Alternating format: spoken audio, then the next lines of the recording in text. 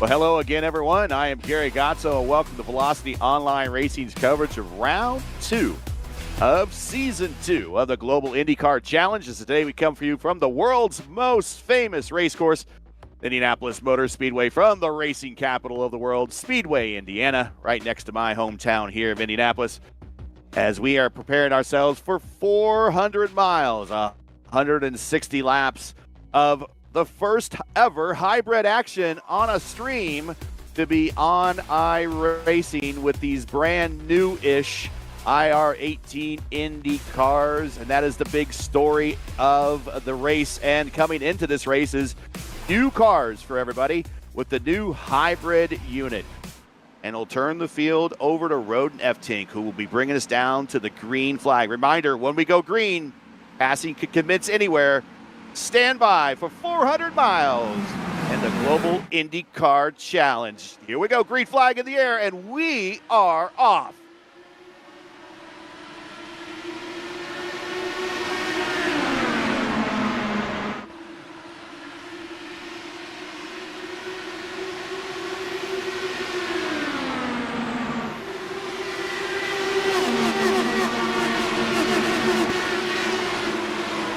And we have cars in the wall in the north end of the racetrack. Yeah, so Oritz gets turned around first, and he doesn't actually get any contact, and he just spins in sort of avoiding action. Yeah, that at least should not be 3 or 4 wide going into, turn 3 on lap 1. Oh, and we had a wreck under yellow. Charpentier, not sure what happened there, but he wrecked under yellow. We'll have to see what happens here. It's the checkup. There we go. Yeah, and he snags the rear brakes, and the car hooks him hard right into the wall. That is super unfortunate for Charpentier. As we are green flag, and watch him fan out in the back. That nice rule they have here. Yeah, there was definitely a couple of moves a little bit earlier. There was some guys moving out maybe a little bit before the green flag was thrown. But, you know, as far as I'm concerned, all the black flags that will be obtained from that will be cleared. We've already got some guys going around the outside, down the back straight here. Is we going to see any moves? I think everyone's sort of taken note off that first couple of laps, and we have a much more relaxed opening restart lap here, Gary. Yeah, post-race penalties might be issued, but nothing during the race, so just keep your foot in it. For anyone watching who might, as we already see another car in the wall. Everyone's fans out into turn 2, people taking the pit exit road. This is really turning into, a race of complete attrition as, oh my God, Langbin. Langbin, look, go back a little bit further in the replay and watch his hands. They are 90 degrees. That car is just not turning. That is major aero wash. Riding on board with him. So the secondary accident that happens there, he almost gets tagged once. Yeah, he did a good job at avoiding the first one, but it ran him out of race room. There it goes, green flag. It is out. Now everyone starts spreading out again. Starting back in the 17th spot, led by Nunez and Klindy. Bachhoven and Jesper Orman, they have all stopped on lap 9, so they're on a slightly different schedule now early in the race. But it is F-Tink, O'Sullivan, Altena. There's a shot with Stock and Christensen side by side at the north end of the racetrack. Yeah, we saw F-Tink there into turn 3, unlucky enough to drop down to 3rd position off that start. So it depends, we might see the VOR guys working close together off the bat straight away. F-Tink dropping down to 3rd, maybe that's a strategic call in terms of the team, since he led a couple laps earlier on and wants to, get some mileage out of that car if he can. But at the moment, fingers crossed as we see another swap. I think this is going to be a routine thing, Gary. Into turn 1 and turn 3, we might see a lot of this swapping going on at the front. Caution! Heisman and Saranzo on the north end of the racetrack. Yeah, we're going to see this here. A little bit of net code here, but neither one giving up. But, that might be legit. If we get an IndyCar, we might see if that's a little bit closer. This looked a little bit more sort of progressive with the way that the spin happened, and it's so... Just a tap on the left rear. Instantly, so many cars fanning out to the inside line, trying to pick up some easy positions as we head into turn 1. So we see now a change for the lead, actually, with O'Sullivan heading into turn 3 on the inside line. expecting F-Tink not to fight this one too much, and he doesn't. Here he comes to the inside of 3. He's going to have his teammate in front of him giving him dirty air. But, wow, look at so much more momentum on the low side for Clindy. Again, either Lewis is pacing himself and he's on his own pace, or Clindy's setup right now is just more efficient than Lewis's. Normally, Lewis has a pretty good open setup as he tries to send it to the inside. So he's obviously got that car back to pit road. The boys have done an amazing job fixing that car back up for him. And Jet, just look how close he's able to follow compared to some of the other cars we've seen tonight. Well, this might be a good sign for him coming this Sunday if he's using his setup that he intends to use for race day on Sunday as F-Tink on pit road. Just as I was talking about how you need to get the cars down to that 60 miles an hour. So a couple He would be things going counting on his lucky here. stars there. Yeah, a couple things going on there to explain about as we see just also. And someone missed their mark. Oh no! But going back to Gardner's entry there, what's going on here? Is he? I don't know. It's either the guys aren't engaging, Is there an issue? And maybe he might have to end up if he's out of fuel, he might just have to tow, and he punches out. Oh no! What a shame. Caution on the racetrack, and Micah Mixer on the front stretch. Oh, no. That could have been very bad, but that's very good for Clindy. And everybody on this alternate strategy, they can come to pit road now if they choose to do so, but on the front straight, right at the pit attenuator. Oh wow, God. He is just a spinning top. Comes Clindy to the inside. He sees them racing ahead of him. He thinks he's going to get a shot here. He's going to get at least one shot, maybe 2, going into 3. Oh, lots of room on the outside, still side by side. They need to be careful here. Running side by side for too long can open up that gap, and you can see already that there's a small gap being opened up in front of them, and they're all starting to stack up behind now, as you can see. Nunez in the fiercely forward P1 Docs car trying to get involved. In that high line, showing a lot of momentum right now. He's able to hold him off using the high line. All the while, the Altina Auto Sports trio of F-Tink, O'Sullivan, and Altina like what they see behind him, and they just want to kind of inch away. Shout out to another driver that's been making up some move, Brian Fiolis. He's at 11th spot, up 15, but he also had a penalty to start from the rear of the field. We got a car in the wall coming off of turn 4, and that is Dory.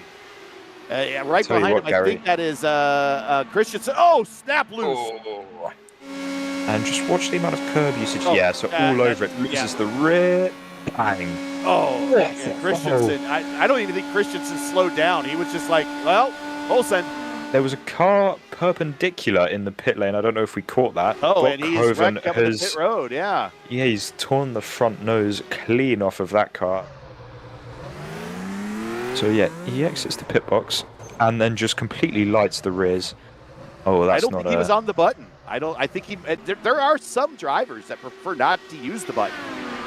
Lindy slid through, coming to pit road, and I'm surprised he didn't get a black flag when he got it down. And I think he kind of hit that little bit of that gray area you were talking about, JJ, where you watch him come to pit road. He slides through, and he slid through at least one box, I know, over the pit road speed limit, but he got down, and he maintained that pit road speed limit for the remainder of his run through. But I think he hit that gray area you were talking about.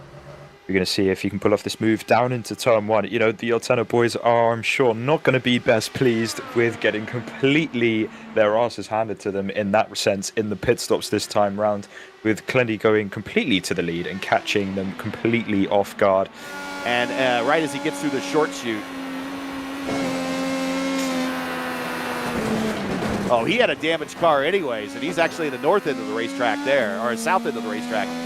I think it gets worse for him on the north end of the racetrack. We'll see. He's damaged now. A lot of physics going against him right here as we watch him go too low. He grabs the grass there at the exit and smacks the wall there. Yep, I figured Nunez would pick up at least one. He does, because he just had simply a shorter fill. That's just all it was. He could spend shorter time in the box unless they held him there for some reason. And versus F-Tink, F-Tink was going to have a full fill, so that explained that. Charles Draculetis actually has decided not to stop, and he is 33 laps into his current stint. He stopped last on lap 79. He will have the launch as Nunez already gets a little bit of an overlap. He's hungry and eager, tucks back in behind O'Sullivan. All right, so I think I see what Clinty's doing. Here comes Nunez to the inside with a late send on O'Sullivan, and he's going to be side by side going through the short chute. They got to watch each other, make sure Netcode don't take over. We got two international drivers. Careful, coming off the corner down the backstretch. It's a drag race, and Julian is not going to pop out and help Nunez. He is going to stay in line. He's going to help O'Sullivan, his teammate, with the draft, and F-Tink decided to take a stab at it. In fact, and here comes Charles coming to pit road. So this is going to be right at lap 31, coming 30 to 31 for him. I reckon that's a little bit of Liam deciding to try out this new hybrid button and dumps the whole lot of it as Nunez picks up two as well. Scares the life out of Altena, who goes all the way up the racetrack to give Nunez all the room and some more. As we now ride on board with Nunez. I believe this is live. He is right behind. No, this is the replay. This is not live. So he, presses the button. Oh, goes all the way up the inside. I think there was a bit of a lift there too, and he had to take evasive action. He's like, oh, I got a head of steam. I gotta go. I gotta take it. Yeah. That was some unexpected action as F-Tink comes under fire from Vogelzang and Low. Christensen is 3 laps down on the field, says, you know what, screw your guys' race. I want to have a bit of fun. I want my screen time. He's only 7 laps into his stint, so his tires are that much better, and he's going to stream to the front, and that actually could help out Liam O'Sullivan because that is a teammate, and now Liam can actually throttle back a little bit and save some fuel behind his teammate. As we now see Nunez into the inside. There was a little bit of trash talk out there going on in the radios. As Liam just about a little bit of a rub there from Nunez on the inside. We're going to see him now coming in, missing the marks. Locks the front left, gets it all sideways.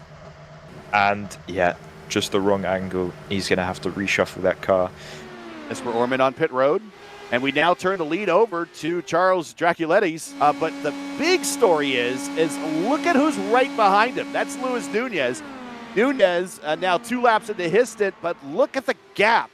Look at the gap back to him and Clinty. That is the difference in pit stop. But here comes Jesper. He's going to pop out in between the two of them. I don't think he'll keep this from Clendy. Clendy will probably look to the inside. Yep, he does. So he now drops to 3rd. But here's Clendy. Clendy's going to be right there. Even with that half a second that he was better on, he had a half a second lead on the racetrack, just because this is the draft. This is the equalizer of the draft. He's going to suck Clendy right back up to the back of him. And then, Jesper slides right in front of Charles. He did not leave much there, but he wanted to get back in line.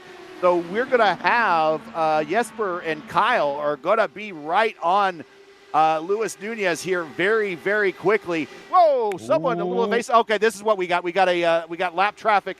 And here comes Clinty. Clinty decided he's going to take a run to the outside. Clinty going in the one, and he clears it. Oh! There's damage. I think there was damage, but it repaired itself. That could be completely race ending and another safety car and another caution, which could be massively in the favors of those yet to stop. As we look at the replay. Liam's not catching this group. He's just not gonna, unless there's a late caution. Your leader now is Clindy with Jesper, his teammate. And here comes Jesper. I told you not to rule him out. Down the backstretch to the inside of the turn 3 and move the alter ego of Jesper into the front, but we're watching the replay.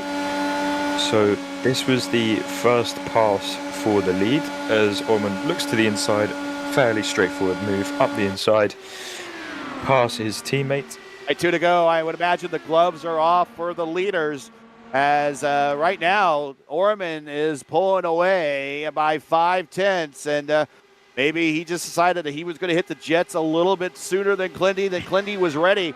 I don't know if Clindy has anything left in the car. We shall see. Coming to the white flag this time by off of corner number 4. Staring at home is Jesper Orman. Right with him is Clindy, and now the stake begins down the front stretch. White flag in the air, 2.5 miles to go as they go into one. This could be perfectly planned from Clintworth. He could be set this up absolutely perfectly. He takes the wider line into turn 1. He's going to set this one up for turn 3. And if Jesper can defend this perfectly into 3, I think he could be home and dry. Do we see a pass on the outside like Newgarden a couple of years ago? No. Jesper goes out to the outside of the fit, but here he goes. He's going to take a look at the high side anyways. He's going to have a big run coming through 3 and 4. We're going to have a drag race to the finish. Here they come from home. Lap 160. Checkered flag is out side by side, and I think Clinty's going to have the run to the outside. And Clinty by a nose. Oh my God. 0.01 across the line. What a race. What a finish. As we slow it right down, we'll see how much it actually was won by. Not tenths, not hundreds, but 7,000ths of a second. So here's your results for him tonight. Clindy kind of defending his Velocity Online Racing IndyCar Championship Indy 500 that he had here a few months ago. He gets the win over the 400-mile distance. Jesper Orman, under the name and alias of Jesper Dahlgren, is in second. Luis Nunez, who is probably still going to be your points leader after this, going into round 3, finishes third. That's your podium. Julian, another just top 5 finish for Julian for our defending series champion. Very consistent finishes. Is going to keep him in the championship. There's only 6 rounds for the GIC. So, again, getting a good finish out of every single race is more key than sometimes actually. If you can't win, you got to get the best finish possible. And another top 5 for Julian. He comes home 4th. Tim O'Sullivan in 5th. Vogelzang in 6th. Sissek in 7th. F. Tink started from the pole and fell back to 8th. Lal in 9th. And Hatsuma in 10th. Your biggest gainer actually in the top 10 there actually was our winner. He improved 17 positions.